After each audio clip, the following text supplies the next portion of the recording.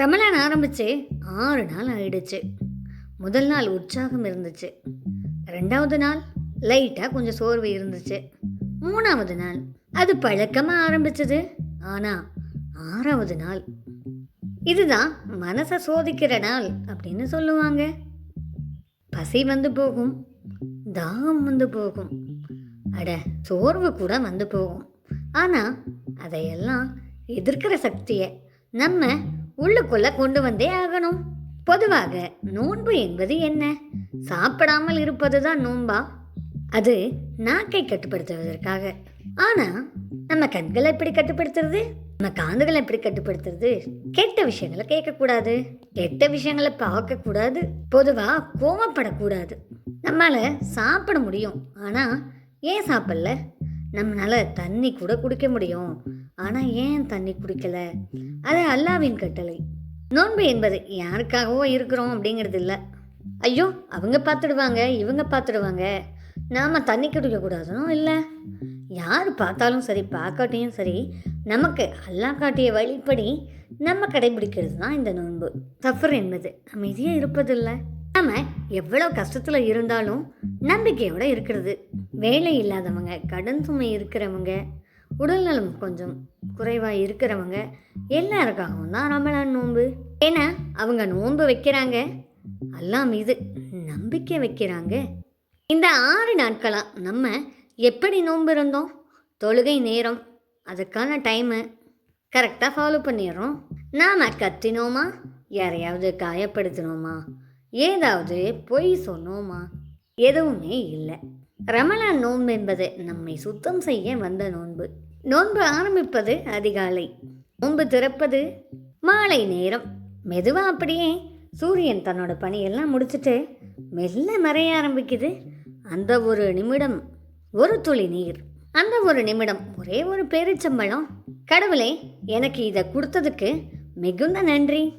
எப்போதுமே நமக்கு பசி கற்றுத்தருவது உணவின் மதிப்பு. அதே போல ரமலான் கற்றுத்தருவது நம்ம வாழ்க்கையோட மதிப்பு. இந்த 6வது நாள் நம்மளோட உள்ளம் மாறும் நாள். நம்ம உடம்பு நோம்புக்கு பழகிடுச்சு.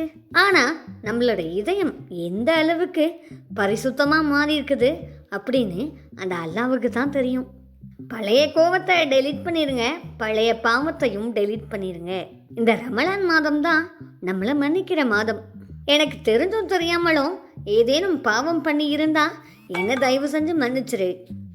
அதே போல என் குடும்பத்துக்கு நல்ல ஒரு உடல் ஆரோக்கியத்தை தருவாயாக அல்லாவே. என் மனசுக்கு நல்ல சக்தி கொடு. இந்த பிரபஞ்சத்தில் எல்லாரும் நல்லா இருக்கணும் அல்லாவே. யாருக்கும் எந்த குறையும் இருக்கக்கூடாது. உலக மக்கள் எல்லாரும் நல்லா இருக்கணும் அப்படின்னு அல்லாஹ்கிட்ட கேட்குறோம். உள்ளுக்குள்ளே எவ்வளவு கோபம் இருந்தாலும் அதை அல்லாவே நீங்கள் தான் சரி பண்ணும். யாரு மேலேயும் எனக்கு கோபமே வரக்கூடாது. அன்பை விதைக்கத்தான் அல்லாஹ் நான் இங்கே வந்திருக்கேன். என்னையே அறியாமல் நான் கோவப்பட்டிருந்தா அதுக்கான மன்னிப்பை நீங்கள் தரணும். ஓரறிவு தொட்டு 6 ஜீவன் வரை எல்லாருமே நல்லா இருக்கணும் அப்படின்னு சொல்லி அல்லாஹ்கிட்ட மண்டியிட்டு பிரார்த்தனை செய்கிற என்னோட இஸ்லாமிய சகோதர சகோதரிகள் அனைவருக்குமே இந்த ரமலான் நீங்கள் வேண்டியதெல்லாம் நிச்சயமாக கொடுக்கும். நம்பிக்கையோட உங்கள் விரதத்தில் உறுதியாக இருங்க. எல்லாம் நமக்கு நல்லது தான் செய்வார். உங்கள் உடம்புக்குள்ளேயும் மனசுக்குள்ளேயும் பெரிய ஒரு மாற்றத்தை விதைக்கத்தான் இந்த ரமலான். மனசு எவ்வளவு சந்தோஷமாக இருக்குது. 3 நேரம் உணவு சாப்பிட்டுட்டு இருந்தப்போ கூட என் மனசு இப்படி இல்லை அப்படின்னு எத்தனை பேர் சொல்கிறீங்க?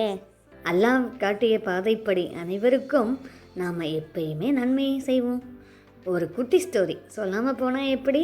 ஒரு சின்ன கிராமத்தில் ஒரு குட்டி பையன், ரொம்ப வசதி வாய்ப்பெலாம் இல்லை, ஆனால் அல்லாஹ் மேலே பெரிய நம்பிக்கை இருந்துச்சு. ரமலான் நோன்பை எப்பயுமே அந்த பையன் ஃபாலோ பண்ணுவாப்புல. அவர் அல்லாஹ்கிட்ட கேட்ட விஷயம் என்னென்னு உங்களுக்கு தெரியுமா? அல்லாவே, இந்த உலகம் ஒட்டு மொத்தமாக எல்லாரும் நல்லா இருக்கணும்.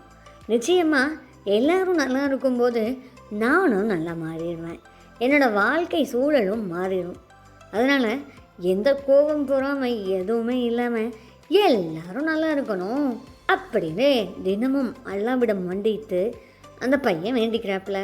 எந்த தொழிலும் பெரிய வசதியும் இல்லாத அந்த பையனுக்கு அல்லாஹ் மனித ரூபத்தில் உதவி செய்கிறார். இந்தப்பா தம்பி, இது என்னால் உனக்கு செய்ய முடிஞ்ச சின்ன உதவி. இதை வச்சு நீ தொழில் பண்ணிக்கோ, அதை அப்படியே ஃபாலோ பண்ணி பெரிய ஆளாக வந்துடுப்பா. முயற்சி செய், நிச்சயமாக நீ முயற்சி செய்வேன்னு எனக்கு தெரியும் அப்படின்னு சொல்லி ஒரு நண்பர் மூலயமா ஒரு உதவி கிடைக்குது. இந்த உதவி எப்படி கிடைச்சது தெரியுமா? அந்த அல்லாஹ்கிட்ட பரம்பொருள்கிட்ட மண்டி போட்டு இந்த உலகமே நல்லா இருக்கணும்னு வேண்டிக்கிட்டதாலையும் தன்னோட நோம்பின் மீது நம்பிக்கை குறையாமல் இருந்ததாலையும் மட்டும்தான் இது நிகழ்ந்துச்சு. உங்களுக்கும் அல்லாமல நம்பிக்கை இருக்குல்ல? அப்போ மறக்காமல் வீடியோவை லைக் பண்ணி உங்களுக்கு பிடிச்சவங்க எல்லாருக்கும் ஷேர் பண்ணுங்கள். இந்த 6வது நாள் மட்டும் இல்லை, இனி வரப்போகும் எல்லா நாளுமே உங்களோட ரமலான் நோன்பு வெகு சிறப்பாக அல்லாஹ் நீங்கள் கேட்டது எல்லாம் தருவார். இப்போ தான் முறையாக நீங்கள் வீடியோ பார்க்குறீங்க அப்படின்னா மறக்காமல் சப்ஸ்கிரைப் பண்ணி ஒரு சப்போர்ட் பண்ணுங்கள். தேநீர் கதைகள் சோசியல் ஹப் தமிழுக்கு எல்லாம் நிச்சயமாக உங்களுக்கு வேண்டியதெல்லாம் வழங்குவார். நம்பிக்கையோட ரமலானை இருக்க பிடிச்சிக்குங்க. இந்த வருஷமே நம்மளோட எல்லா ப்ராப்ளமும் தீர்ந்து போயிடும். தேவையில்லாத நோய்களில் இருந்தோம், தேவையில்லாத கடும் சுமைகள் இருந்தோம், தேவையில்லாத பிரச்சனைகள் இருந்தோம் நம்மலாம் வெளியே வந்துடுவோம். அல்லாஹ்கிட்ட சொல்லிட்டோம்ல, எல்லாரும் எல்லாத்தையும் அவர் பார்த்துப்பார். நம்ம ஏன் இன்னும் கவலைப்படணும்? நோம்பு திறந்துட்டிங்களா? மதியம் சாப்பிடுங்க, அல்லாஹ் சந்தோஷப்படுவார். முக்கியமான ஒரு விஷயம், ரொம்ப உடல்நல குறைவாக இருக்கிறவங்க தயவு செஞ்சு ஆகாரங்களை எடுத்துக்கலாம். அதனால் அல்லாஹ் நம்மக்கிட்ட கோச்சிக்க மாட்டார். பக்தி என்பதும் நோம்பு என்பதும் உடலை வருத்துவதற்காக இல்லை, நம்ம மனசை மாற்றுறதுக்காக. எல்லாரும் ஆரோக்கியமாக இருங்க. மற்றும் ஒரு சிறந்த வீடியோவில் உங்களை எல்லாரையும் சந்திக்கிறேன். அது வரைக்கும் உங்களிடம் வந்து விடைபெறுவது தேநீர் கதைகள் தோழி தாமல் சோஷியல் ஆப். உங்களோட அனைவரோட ஊக்க உற்சாகத்தினால நம்ம சேனல் மேலே உயர்ந்துட்டுருக்கு. எனவே உங்களோட எல்லாரோட ஆதரவுக்கும் என்னோட இருகரம் கூப்பிய நன்றி.